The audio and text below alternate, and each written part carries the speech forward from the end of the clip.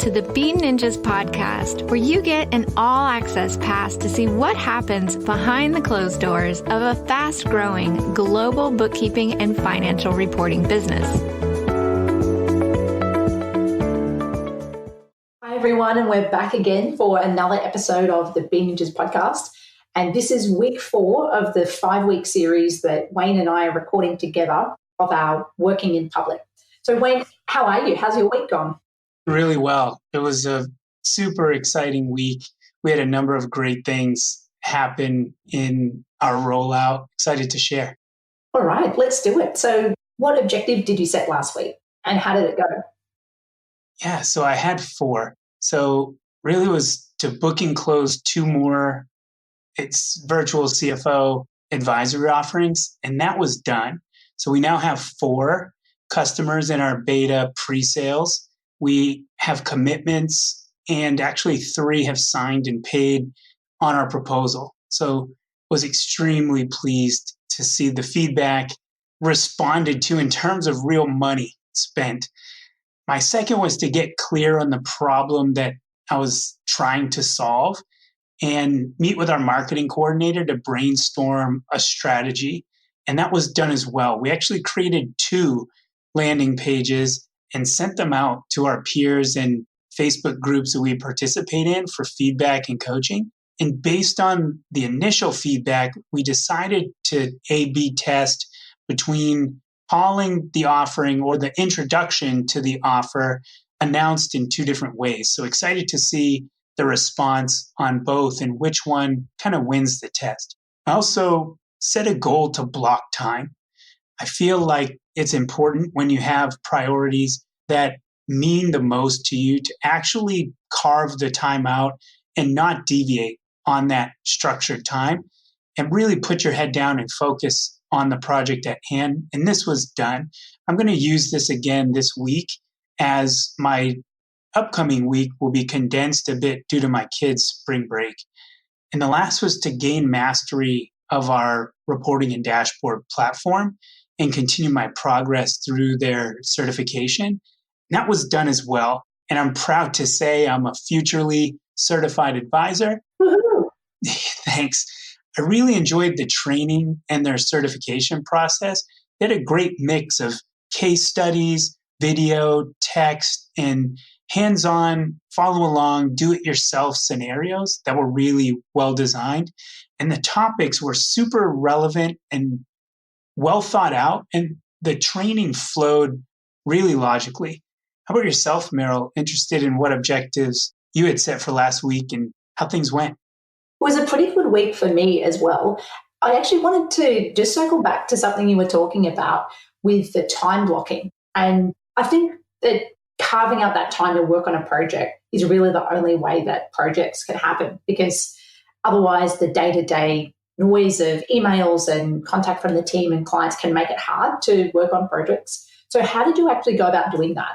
Absolutely. One of the things I've come about in numerous coaching programs that I've been a part of is what in some circles is called the general's tent or the Sunday planning session. It's to take the time on Sunday or first thing on Monday morning when you're beginning your week and actually put down on your calendar, as you guys say, your diary, that time commitment and block it out so that no one can schedule meetings within that time frame, but truly remain committed. Even if you have a slew of emails or a text or one of your kids is telling you that they're sick, spend the time to allocate toward that effort.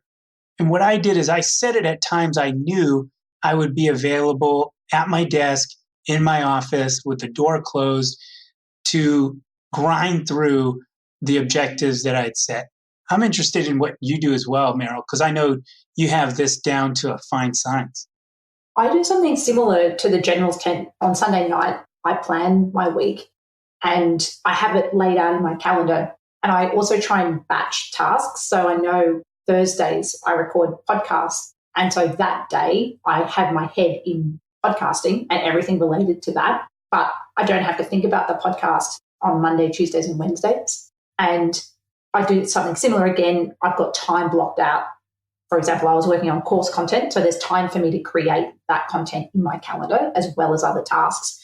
And that helps me to be disciplined to know I only have an hour to do a particular thing. But also, if my whole week is planned, it makes it easier to say no to something or to know in advance that something is going to have to get pushed into the next week. So I start the week like that.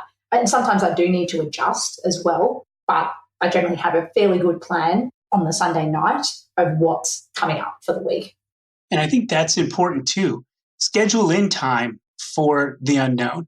What I try to do is, because of our time differences, I know that my morning is time when fewer of our team members are available for the back and forth Slack messages or the, hey, surprise, what if, we need you to jump on this type of decisions that sometimes we're asked to make. So my mornings are typically spent in that heads down focus time where I know the team is not going to be on for another few hours. For you guys, it might be later in the evening, as our Western team might typically work in your early morning, and by lunchtime, we're typically have disappeared into our nighttime. Yeah, that's actually something that I've had to consider. I also look at my own productivity levels and my energy levels. And so I'm definitely better for heads down work in the morning, but that's also the time that overlaps with the US and the UK time zone. So sometimes I need to be available for meetings or for the team during my best heads down work time.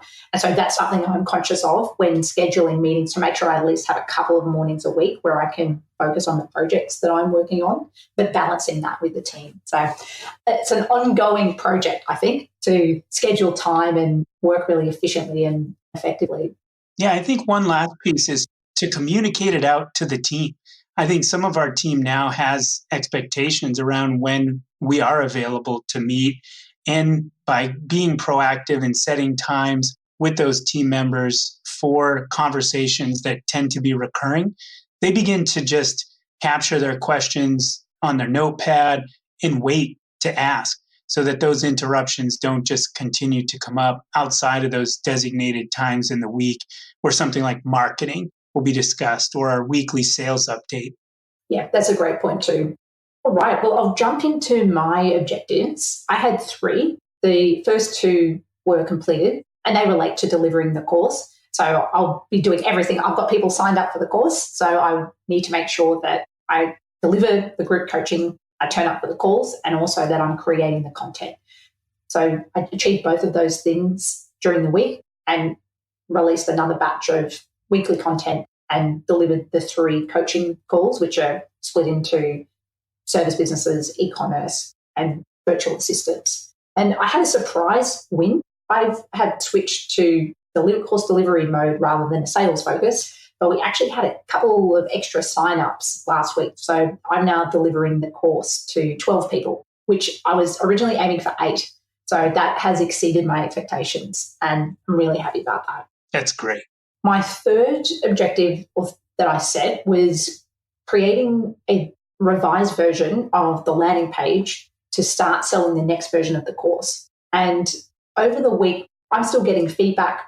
I'm learning from the questions that the students are asking, and I'm still figuring out where the real value is. And it does seem to depend a little bit from student to student in terms of what they're learning and what they're implementing in their businesses. So I want to take some more time to really reflect on that and digest that, because that will influence how we update the landing page to make sure we're addressing the key pain points. So I didn't achieve that this week, and I'm not going to put that on my list for next week as well. I think I need a couple of weeks still to really digest that and learn all that I can.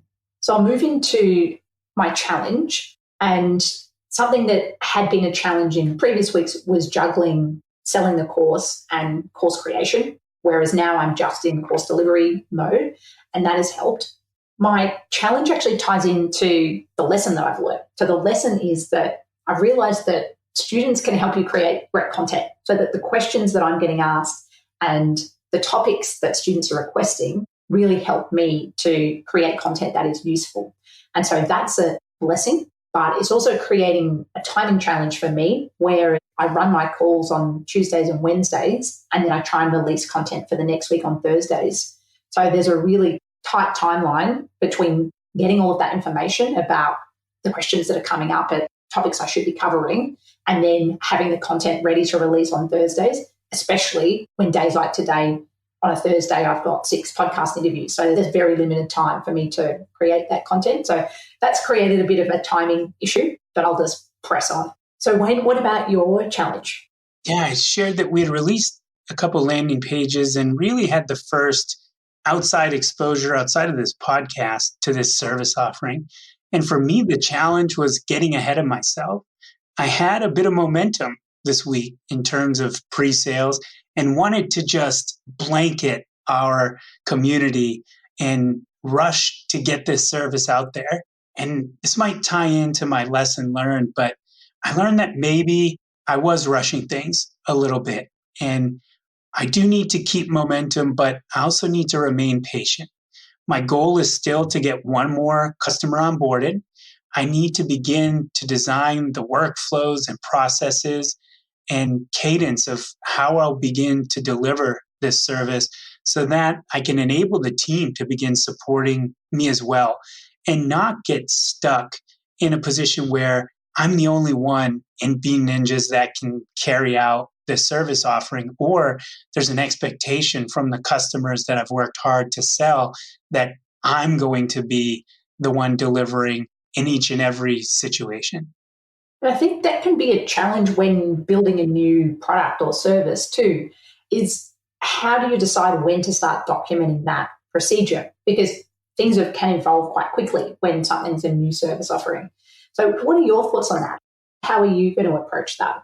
Yeah, so I have a unique experience in that I've created a services business before, and I worked myself into that exact scenario where I built a business that just simply became a job for myself and was really hard to introduce other team members to without sacrificing the relationships that I had with my clients and also risking losing those clients because of their expectations around my delivering. So how I'm going to approach this scenario is begin with the very basic structure. So put in place the timelines that I hope to work against. I've already begun to lay out the team in my proposals. So each customer that's been onboarded received a customized, which is really a templated proposal that I've created, but it already introduces other team members that will be supporting. Within the sessions that I have, I will look to involve team members when they're available or always make reference to after setup, we'll hand you over to a member of our delivery team. So in terms of documentation, it's going to be get the basics down. I know I don't have everything figured out just yet, but there are some hard steps that I'll need to work through in every situation that I feel need to be documented. And from there, our processes remain fluid. I have the ability to change them when we learn more things about how we'll deliver the service or refine how we're rolling this out to our customers. The idea of introducing team members early, I think that's a brilliant one. And that sets the expectation up front that it's not always necessarily going to be you in the service delivery. So I think there's some brilliant tips in there for the audience. Awesome. And my second lesson is we're on to something. The feedback has been extremely positive about the offering. Our landing pages have been shared, and it was really exciting to see people taking the time to share their feedback. But really the support behind the idea was the big boost to confidence and one that I'm going to take into the next few weeks. Interested in some of your lessons learned, Meryl? My main lesson was around asking questions of the students around what topics they would like to cover, and then really understanding why they would like to learn those things, and also looking at the questions that they're coming up within the group coaching calls to look at where I can improve my content or where I might need to cover additional topics. So I touched on it a little bit in the challenges, but that was my main lesson, that really asking good questions will help in the creation of useful content. So I'll move into my objectives for next week. I've listed 4. The first one is that I need to figure out the best way to get testimonials.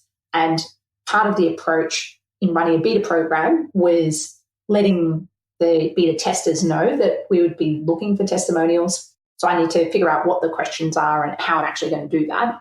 We've received a whole lot of feedback on landing pages, but also on the course content and questions that students are asking. And I want to consolidate all of that in one place. And then so that's my objective, is to consolidate it all in one place. And then in a future week, I want to carve out time to reflect on everything and really think that through. But that's not down for next week. And then the last two objectives relate to delivering the content. So I've got my third week of group coaching calls to deliver, and I need to write and record the last week of course content.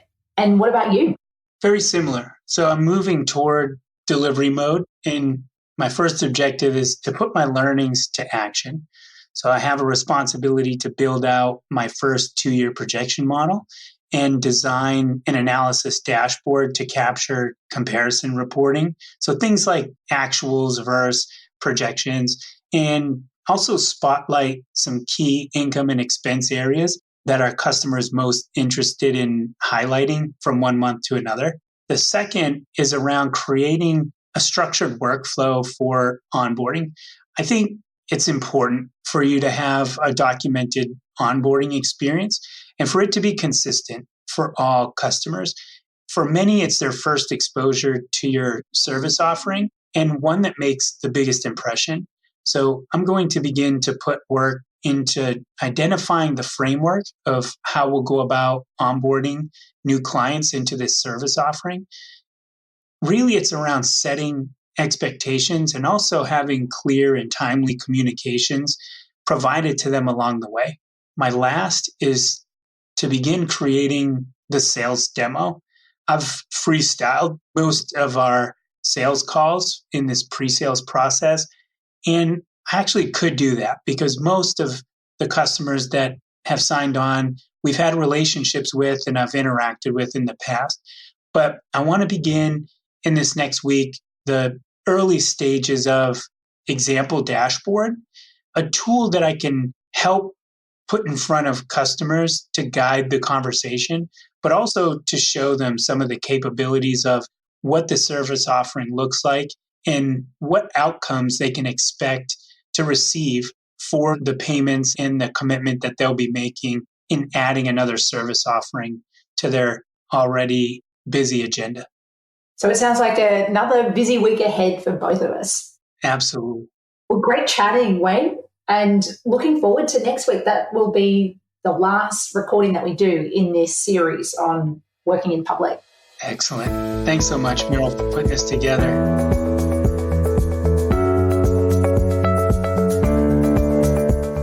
By the way, are you wanting support to get paid and make better decisions? We've put together a Xero small business toolkit, including cash flow forecast template and guide to setting up Xero.